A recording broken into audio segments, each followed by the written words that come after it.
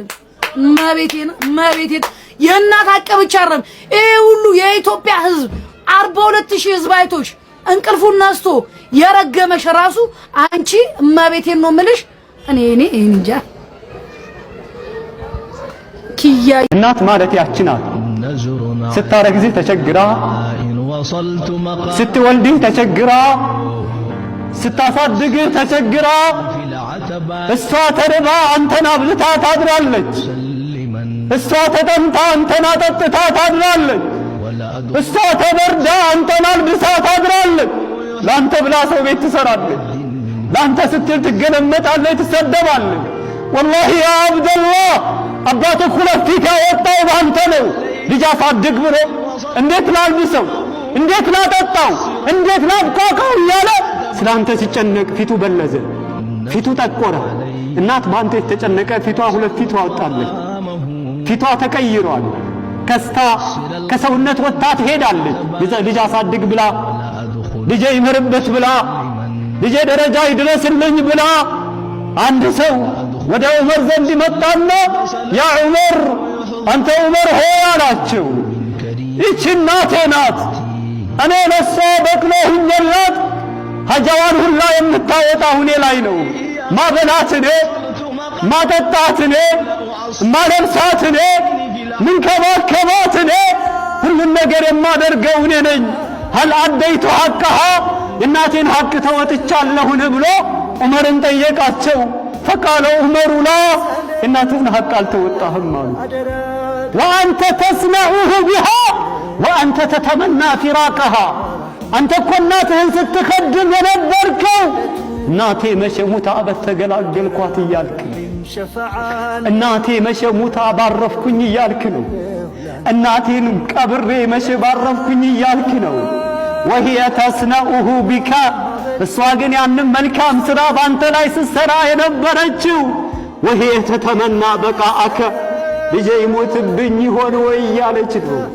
ልጄ አርጎ ደረጃ ይደርስልኝ ይሆን፣ ከሰው በላይ ይሆንልኝ ይሆን፣ ልጄ ያገባ ይሆን፣ ልጄ ይወልድልኝ ይሆን፣ ዓለሜን ያሳየኝ ይሆን፣ ልጄ ከፍልልኝ ይሆን፣ ልጄ ይስቅልኝ ይሆን ወይ እያለች ነው። ቆሻሻህን ስታጸዳ የነበረችው፣ እየተራበይ ስታበላ የነበረችው፣ እየተጠማይ ስታጠጣ የነበረችው አንተማ መቼ ሙታ በተገላገልኩ እያልክ ነው። ያንተና የሷ ደግሞ ምን ይገናኛል? ወላሂ ያ አብደላህ ወደ አብደላህ ኢብኑ ዑመር ዘንድ አንድ ሰው መጣ። አንድ ሰው ከየመን ሐመለ ኡመሁ እናቱን ተሸከመ። አላ ኡኑቂሂ በትከሻው ላይ እናቱን ተሸከመ። ወሁወ የጡፉ ቢሃ ሐውለል በይት وهو يقول إني لها بعيرها المدلل إذا زعرت ركابها لم أزعر أتراني جزيتها يا ابن عمر. ناتن كيمن تشكم منتا شكوكو بلو طوافاس درقات حجا درقات سقران يابتن اللاتال قلوانم ياتباتال ودو ياسترقاتال እሱ ያበላታል፣ እሱ ያጠጣታል፣ በጣም ይንከባከባታል። የዛሬ ወጣት ለአባትና ለእናቱ የማያደርገውን ወደ አብደላህ ኢብኑ ዑመር ዘንድ መጣና ይሄው ይሄንን ሥራ ሰራሁኝ፣ አሁን እንግዲህ እናቴን ሐቅ ተወጥቻለሁ። አብደላህ ኢብኑ ዑመር ምን አለው? ላ አልተወጣም ወላ ቢዘፍረትን ዋሂዳ ሚን ዘፈራቲል ዊላዳ አይደለም እናትህን ሐቅ ልትወጣ እናትህ አንተ ምትወልድ ስትል ወጋ አድርገህ ያመንካትን ያህል እንኳን አልተወጣህም ማለት ሰዎች።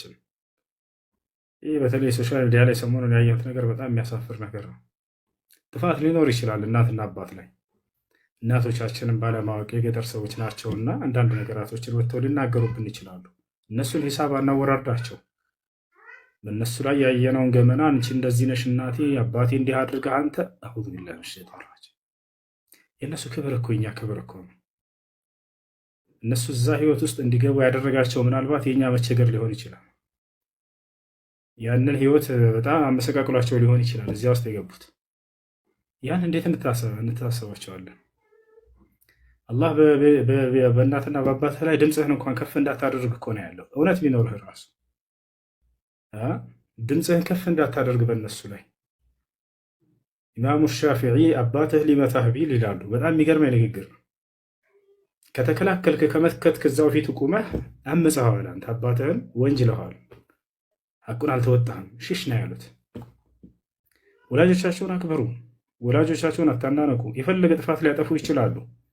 ከአንተ ያለብህ ግዴታ ወደ አላህ እንዲመለሱ መምከር እንጂ አንተ ላይ ጥፋት ነው ብለው አይተው ያንን ስለገረፉና ስለመቱ ምን ስላሉ ስለአንተ ስላወሩ የዛኔ እኔም አጸፋዊ ነገር መጠቀም አለብኝ ብለህ በእነሱ ላይ ያየኸውን ገበና ሂደህ ማስጣት የለብህም። ይሄ ተጠንቀቁ ከእንዲህ አይነት ነገር። ወላጆች በጣም ትልቅ ሐቅ አላቸው በእኛ ላይ። ምናልባት እኛን ለማሳደግ የማይሆን ህይወት ውስጥ ገብተው አይተዋቸው ሊሆን ይችላል። በዚያ ነገር ላይ እነሱን እንትን አታርክሷቸው። ከሰው ፊት ሄዳቸው በክፉ አታንሷቸው። ገብቶቻል? አታንሷቸው፣ እለፏቸው። እስኪ እለፏቸው። እነሱ ምናልባት እናንተ ዛሬ የተሻለ ህይወት ልታገኙ ትችላላችሁ። እነሱ ይሄን ህይወት አላዩትም። እነሱ 4-5 ልጆችን ሰብስባ ስታሳድግ ጊዜ አይምሯ በቃ ያን መቋቋም ያቅተዋል። የምታበላቸው የምታጠጣቸው ለማምጣትና የማይሆን ህይወት ውስጥ ሊገቡ ይችላሉ። ያን የገቡት ለአንተና ለአንቺ ብለው ምናልባትም እንደሌላው ሰው የራሳቸውን ህይወት ሄደው መኖር ይችሉ ነበረ። እናንተን የሆነ ቦታ የእኔ መልካም ነገር የሚገባው ማን ነው ሲላቸው እናትህ ነች ነው ያሉት። አደራ እናቶቻቸውን አስደስቱ። እናቶቻቸውን አስደስቱ። እናቶቻቸውን አታስከፏቸው። እናትንም አባትንም ነቢዩ ሰለላሁ ዐለይሂ ወሰለም ሲናገሩ ሪዶላሂ ፊ ሪዶል ዋሊደይን ወሰኸጡላሂ ፊ ሰኸጢል ዋሊደይን አሉ። የአላህ ውዴታ በወላጆች ውዴታ ውስጥ ይገኛል፣ የአላህ ቁጣ በወላጆች ቁጣ ውስጥ ይገኛል አሉ። ምን ማለት ነው? ወላጆቻችንን ባስደሰትክ ቁጥር የአላህን ውዴታ ታገኛለህ። ወላጆችህን ባስከፋና በሰበርክ ቁጥር የአላህ ቁጣ በአንተ ላይ ይሰፍናል። ታችኋል። አደራ እናቶቻቸውን በተለይ አላህ በቁርአን ላይ እናትና አባትን ያነሳቸውና ቀድሞ የሚያስቀምጠው ግን እናትን ነው። ወወሰይና ልኢንሳነ ቢዋሊደይሂ ኢሕሳና ሐመለትሁ ኡሙሁ ኩርሃን ወወضዐትሁ ኩርሃ ይላል። የሰው ልጅን አደራ ስለ ወላጆችህ መልካም ዋል ብዬ ተናዝዤዋለሁኝ አለ። ከዚያ በኋላ ከወላጆች መጀመሪያ ማንን ጠቀሰ? እናት የከፈለችውን መስዋዕት ጠቀሰ። በተለይ በእርግዝና ጊዜ ያለው ሐመለትሁ ኡሙሁ አለ። እናቱ አርግዘው ተሸክመዋለችና አለ። ወህነን ዐላ ወህን በድካም ላይ ድካም ተጫጭኗት እያለ ተናገረ። ስለዚህ አደራ ወላጆቻችሁን፣ አደራ ወላጆቻችሁን፣ አደራ ወላጆቻችሁን። በሌላ ጊዜ አንድ ሶሐባ መጣ ወደ ነብዩ ሰለላሁ ዐለይሂ ወሰለም ጋር። የሁነይን ዘመቻ ጊዜ ኃይለኛ ዘመቻ ነበር። ከሃዲያኖች ሙስሊሞች እንዲያጠቁ ባሉበት ጊዜ ጂሃድ ላይ ማለት ነው። ጃአ ሻቡን ኢለ ነቢይ ሰለላሁ ዐለይሂ ወሰለም ወቃለ ያ ረሱለላህ ኢእዘን ሊ አን ኡጃሂደ ፊ ሰቢልላህ ፈቃለ ለሁ ነቢይ ሰለላሁ ዐለይሂ ወሰለም هل لك أم؟ فقال الرجل نعم.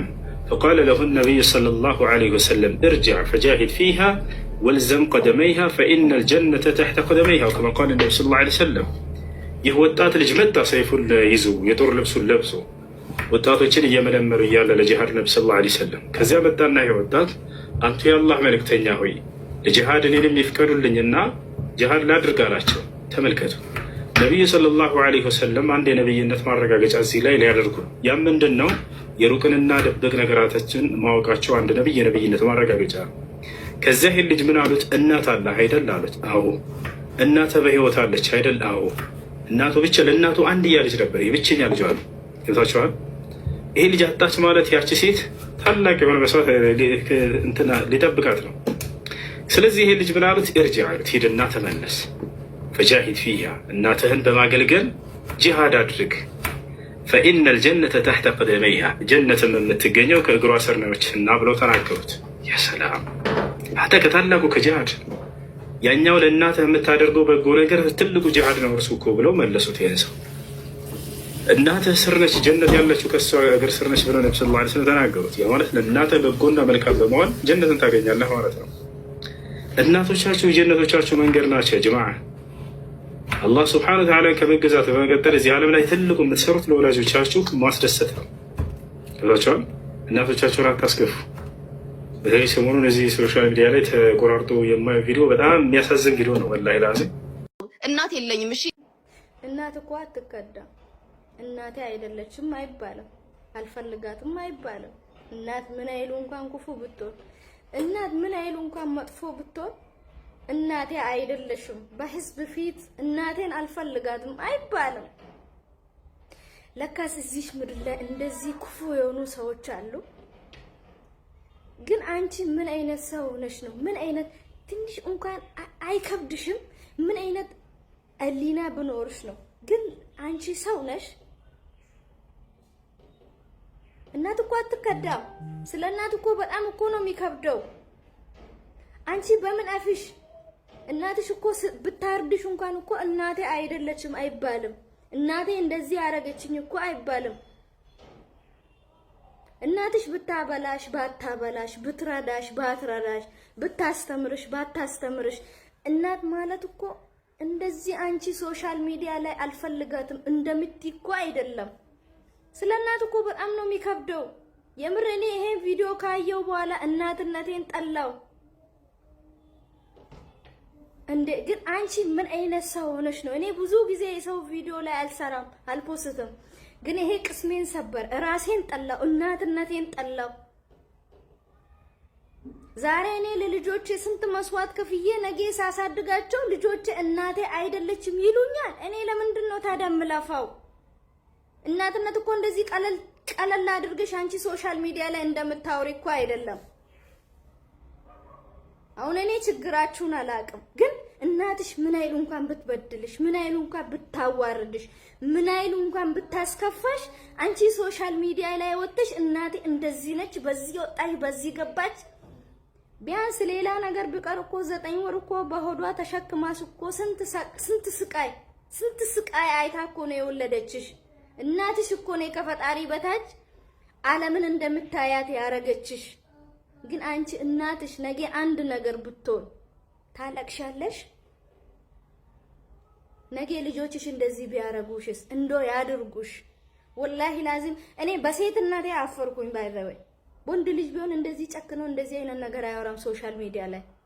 ስለ እናት ባፍ እንደሚወራ አይደለም። እናትነት በጣም ይከብዳል። ብትረዳሽ ባትረዳሽ፣ ብታበላሽ ባታበላሽ፣ እናትሽ እኮ ቢከፋት ነው እንጂ ወዳ መቼም እንደዚህ አታደርግም። እውነት እንኳን ብታደርግ ትሸፍኝላት ነበረ የእናትሽን ገበና።